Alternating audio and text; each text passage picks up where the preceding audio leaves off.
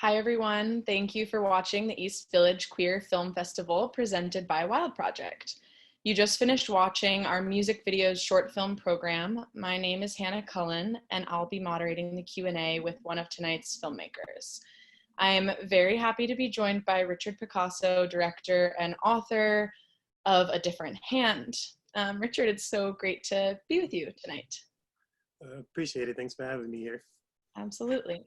So I just wanted to start by asking if you could tell us a little bit about the title, A Different Hand, and the meaning of it, and just starting us off to get us grounded in what the song, the origin of the song is. The main point for the song, A Different Hand, is the title where I pretty much take a serious dive for the LGBT community. Like when you hear a lot of songs when it pertains to the LGBT, you mostly hear it from the side of somebody who is from the community, but you never really get to hear the side of the person who's on the opposite end that doesn't identify as LGBT. And there have been points in my life when it came to, knowing a lot of creative people from, lesbian, gay, bisexual that, really affected me, and they give me a different sense of who I am as a person and who they are, as people, that we're all just we're the same humans living on the same earth. And I admit at one point in time that I wasn't very fond of the LGBT, but just simple childish, what society dictated. And I wanted to showcase that I actually, do care. You can grow, you can learn, you can change, knowing, just knowing regular people. Everyone's people, we're all one, and we should all try to love and grow together. And that's the main premise of what the video is about. Yeah, thanks. No, that definitely came across really clearly. I noticed that it was powerful to hear someone from the perspective of someone who identifies as an ally, and also who didn't identify. You throughout the song, you talk about this journey that you personally experienced in terms of your relationship to the LGBTQ community and queer people, and how your understanding of the community and your relationship to the community. And that came across really clearly. And it was, I feel like I don't hear that as often. So it makes sense that everything that you just said about wanting to kind of make a song and a video that did that, which is different from a lot of the work that's made from the queer community. So in the video, you portray a straight man entering this queer space, and there's some tension, visible, noticeable tension between you and the people in the space. And I wanted to ask if that came from, was the concept of the video, did it come from personal experience? And, what about showing that tension felt important, to your audience? In certain points in my life, when it came to no matter what groups of friends I hung out with, or the different jobs that I had, there was always kind of this very scrutinizing undertone when it came to people who were gay or lesbian within the workforce, and or gay or lesbian friends that I went to school with or gotten to grown up to know. And I wanted to pretty much showcase that there was these just regular people just awfully criticizing them just for who they are and who they love. And I wanted to try to get that message across, how it is, we don't care, they're pretty much the outcasts in a society that was built for everybody to live free and just be happy and just be your true authentic self. And I wanted to kind of showcase that in the video, where I portray somebody that doesn't really it's whatever, I just want to get things done. But it's why are you here? I don't know why you're here. I'm just a person that's assigned to do this project, but I gotta deal with, you know, somebody that I don't want to be here like in the same room with, like, and so it's kind of, I wanted to kind of build that tension when it came to, you know, the dialogue and like the way my mannerisms were for the video. So, and you know, for the most part of my life, like when it comes to, you know, the LGBT, it's always for the most part been okay. It's just that I was just one of those type of people that hung out with pretty much the wrong crowd that saw them the wrong way. And I kind of just dove into like the banter that they would go with, and just felt like it hurt inside, like mentally, like for a little bit. But, you know, at the end of the day, you know, people should just love who they want to love. And I was a part of the problem growing up, and, you know, to, you know, grow up and see, you know, these amazing group of people and the way they're like, you know, showcased in, you know, for our world is very important. And I felt that this video was needed to be made on my end. Yeah. Yeah, I think it's, you know, what you're saying feels like a testament to the fact that who you hang out with when you're growing up affects your perspective on life so much, right? Like what you said, you were sort of hanging out with a group of people that saw the LGBTQ community in a certain light, and that impacted the way that that affected you, and then it's something that you sort of like undid through time and through your own personal experiences. And it makes me think like so often in the community, and in your song you point to this too, there's a sense of within the queer community, there's such a sense of emphasizing each other's beauty and like emphasizing the importance of being unique and being, you know, beautiful in whatever your gender and expression is, or your expression of sexuality, like the freedom and the sort of celebration of that. And what your video makes me think of is the fact that like, and I'm curious if this is one of the things you wanted to say with your video, is that like that people that are straight also could benefit from that space, like that the space, the kind of celebration that happens of the individual within the queer community is actually something that quality would benefit anybody, everybody. And I wonder if that's something that I felt like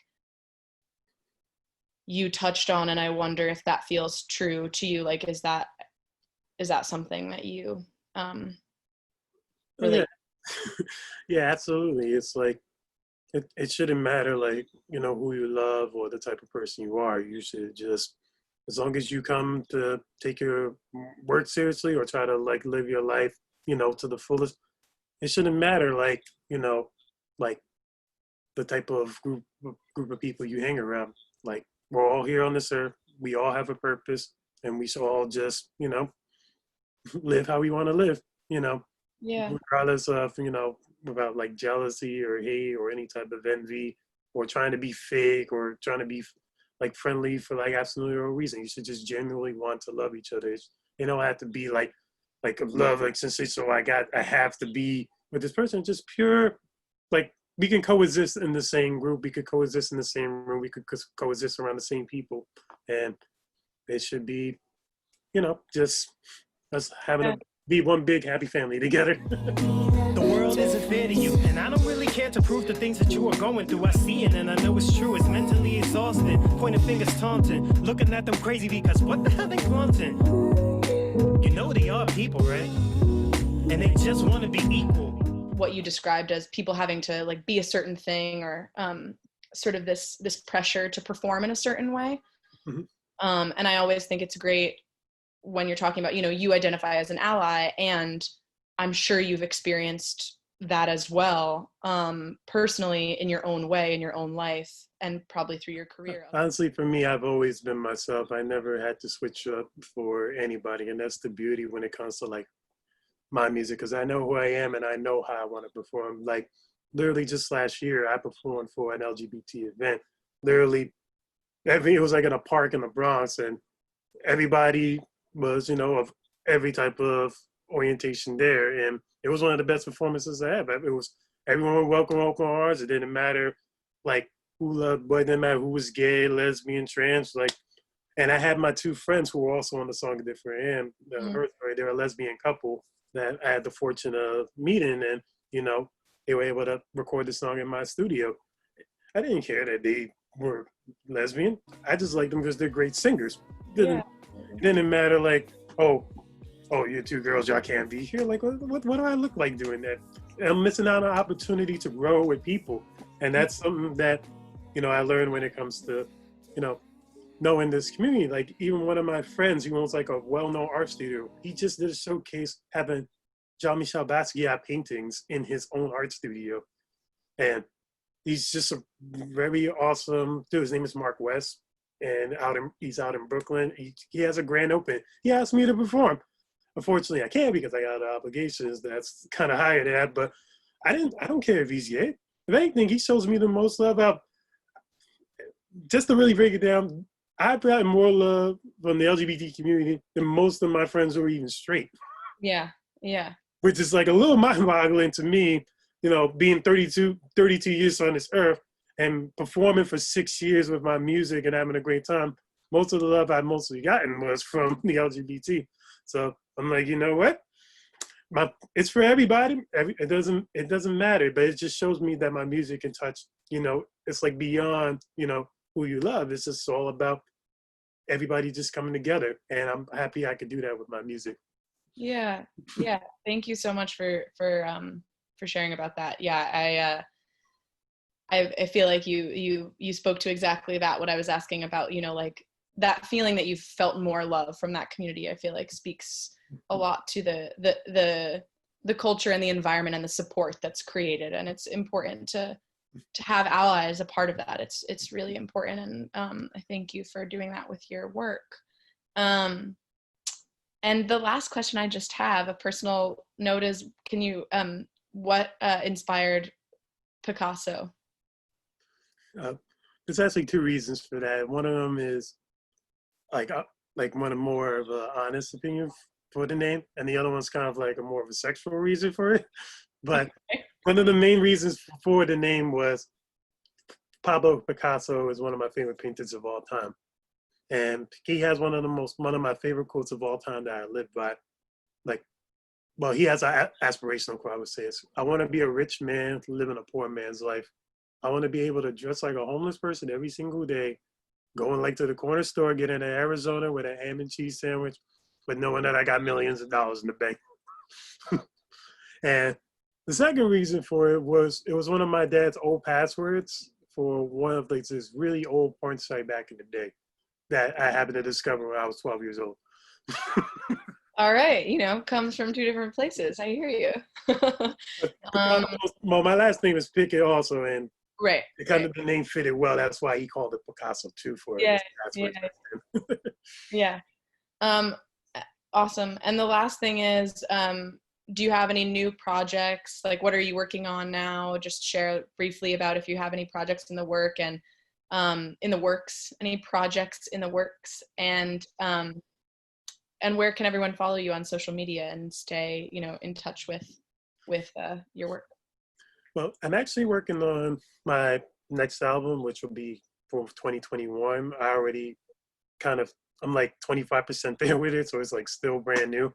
I'm actually working on an amazing photo series called Femina Gemma, which means woman gem in Latin, where I get a bunch of, like, not get a bunch, but more, I ask a lot of women if they could be models with a lot of rhinestones on their face and body to showcase their inner beauty through the work of rhinestones. So that's a project I'm working on. And you can follow me on all my social medias are the same on my Instagram, Facebook, Twitter. It's Richie Loves Yo-Yos, but LUVS for loves, IE for Richie, and then Yo-Yo. So Richie Loves Yo-Yos. I'm easy to find. I'm easy to reach out to. I'm not a hater. I work with everybody. And if you ever need any services when it comes to music, yo-yos, or hip hop, I'm down to help out and be any way that I can. Awesome. Thanks so much, Richard. So that will wrap up tonight's Q&A. Thanks again to the filmmakers, and thank you for watching. You can catch the rest of the festival, which continues through this Sunday, October 11th, by visiting our website at thewildproject.org.